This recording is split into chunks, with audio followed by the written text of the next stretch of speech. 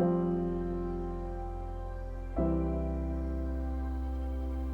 was fascinated by the lab environment already at a very early age. I accompanied my father to the lab on weekends, and I was allowed to count the colonies with a little colony counter, and I really enjoyed that.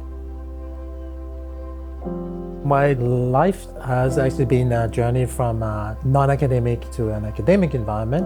And this has been possible because I got a lot of support from my family, but also because of some amazing teachers that really sparked my curiosity.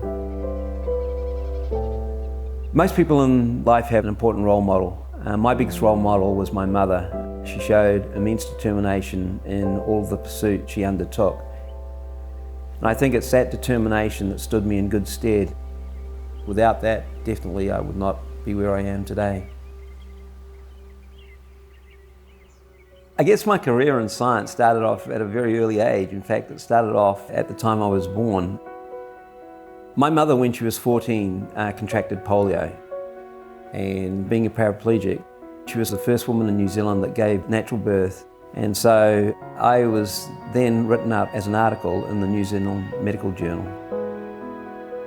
One of the things that my mum was really keen on was travel and being out in nature. So we'd travel around, stay in these campgrounds, and it sort of instilled in me a love of the outdoors and a love of nature. I grew up in Basel with my dad and my mom and a sister that's 6 years younger than I am. My mother was actually at home with us, and we profited a lot from her being with us.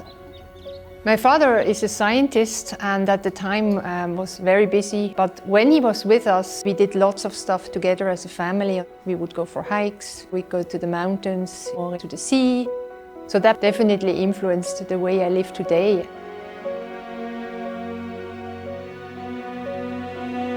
I was born in Naxco,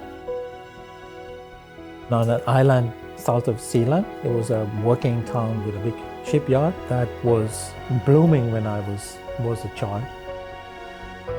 My father was engineer at the shipyard, and my mother was at home, taking care of my sister and me, and later my younger sister.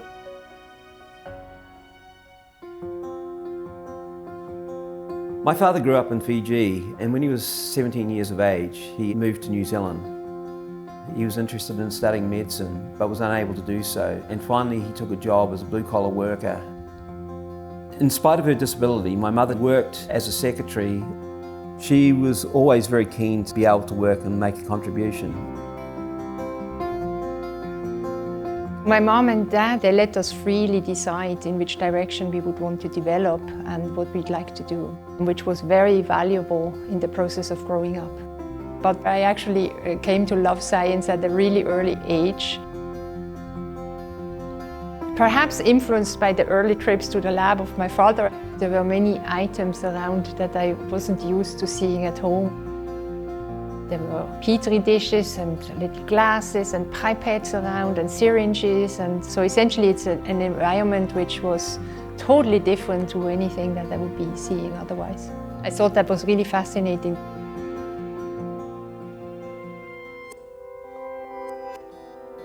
When I started in elementary school, I was not very good. I still is to a certain degree dyslexic. So this was kind of a hindrance for me to progress.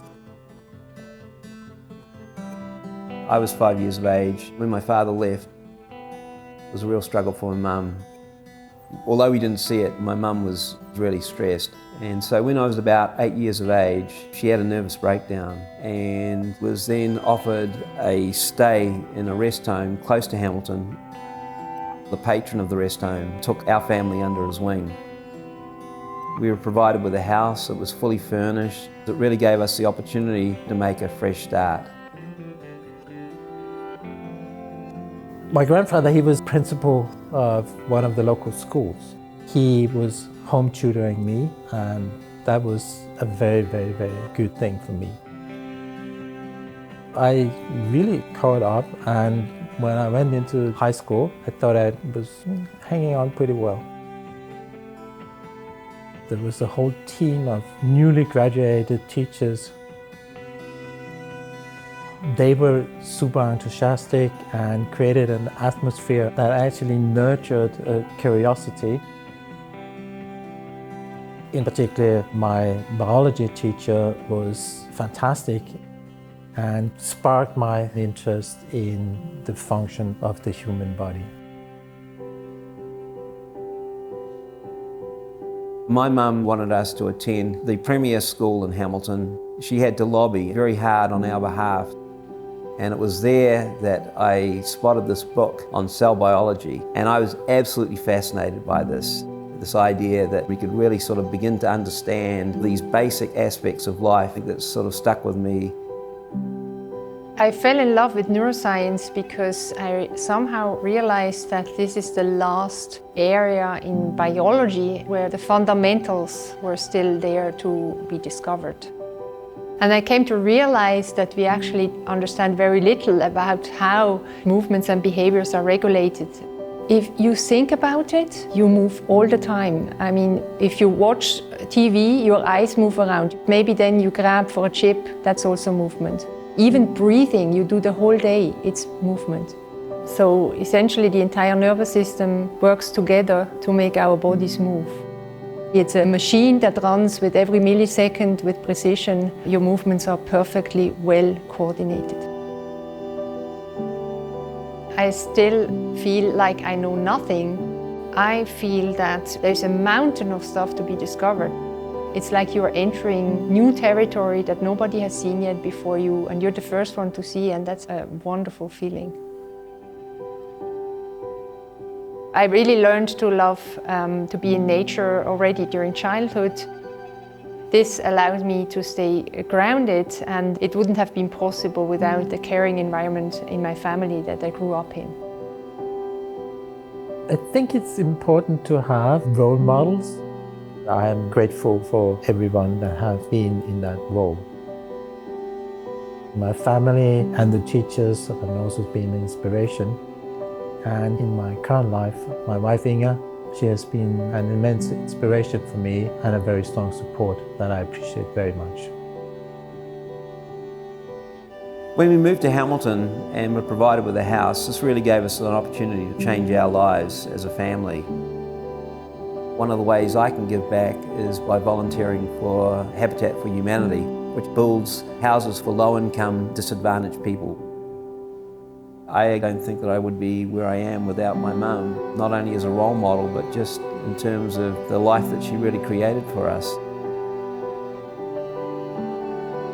I'm very grateful to have experienced a very carefree childhood. Not many people are that fortunate, and I'm totally aware of that. Childhood is something that is the foundation for your adult life. And if your childhood is a good one, it also gives you confidence for the rest of your life.